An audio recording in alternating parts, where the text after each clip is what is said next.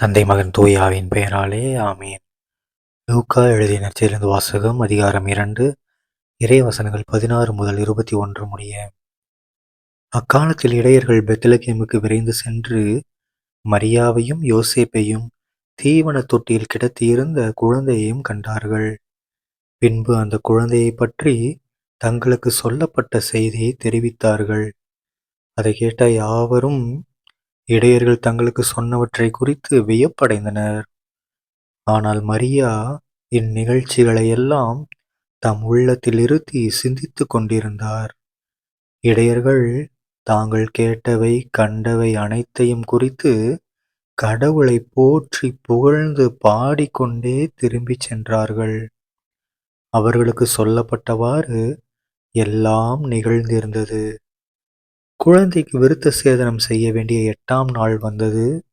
தாயின் வயிற்றில் உருவாகும் முன்பே வானதூதர் சொல்லியிருந்தவாறு அதற்கு இயேசு என்று பெயரிட்டார்கள். ஆண்டவரின் அருள்வாக்கு. கிறிஸ்துவே உமக்கு புகழ். அன்பார்ந்த சகோதர சகோதரிகளே, இன்று கிறிஸ்து பிறந்த காலம் ஜனவரி 1ஆம் தேதி 2026ஆம் வருடம் வியாழன்கிழமை. இன்னைக்கு நாம புதிய புத்தாண்டு 2026 தொடங்கி வைக்கிறோம். ஓகேங்களா? நேற்றோட 2025 முடிந்தது. நம்ம 2025ல பல அற்புதங்கள் கடவுள் நமக்கு பண்ணியிருப்பாரு. ஓகேங்களா? நாம பல தவறுகள் பண்ணியிருப்போம். அதுக்காக எல்லாரும் கண்டிப்பா கடவுள்கிட்ட பயங்கரமா மன்னிப்பு கேட்டிருக்கணும். மன்னிப்பு கேட்டது மட்டும் இல்லாம கடவுள் இவ்வளோ நாள் நம்மளை காப்பாத்துனதுக்கு நன்றி சொல்லணும். ஓகேங்களா?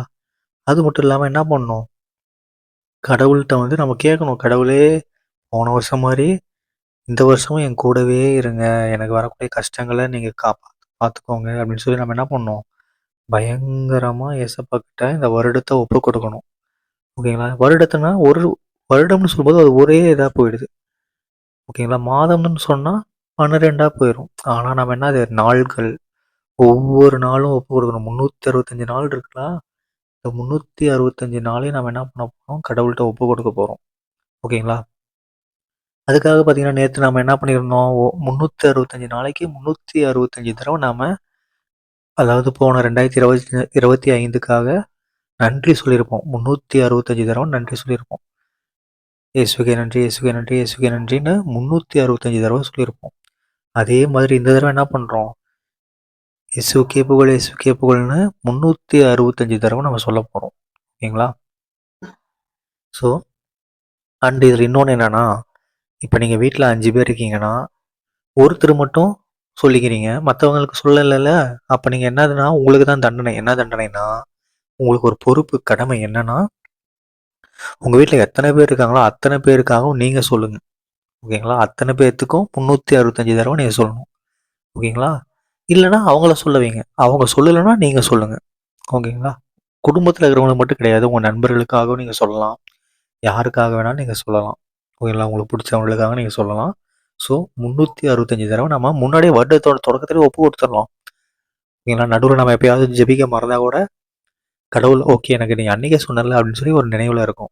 அதனால் நம்ம என்ன பண்ண போகிறோம், இன்றைய நாளில் 365 தடவை நமக்காகவும், மற்றவர்களுக்கு பண்ணலைன்னா நம்ம மற்றவர்களுக்காகவும், நம்ம குடும்பத்தார்களுக்காகவும் நம்ம என்ன பண்ண போகிறோம், இந்த 365 நாளையும் கடவுள்கிட்ட ஒப்பு கொடுக்க போகிறோம். ஓகேங்களா? அதை நீங்கள் எப்படி வேணாலும் ஒப்பு கொடுங்க. நன்றி சொல்லி கூட ஒப்பு கொடுங்க, இல்லைன்னா இயேசுவுக்கே புகழ் சொல்லுங்கள், இயேசுவுக்கே நன்றி கூட சொல்லுங்கள்.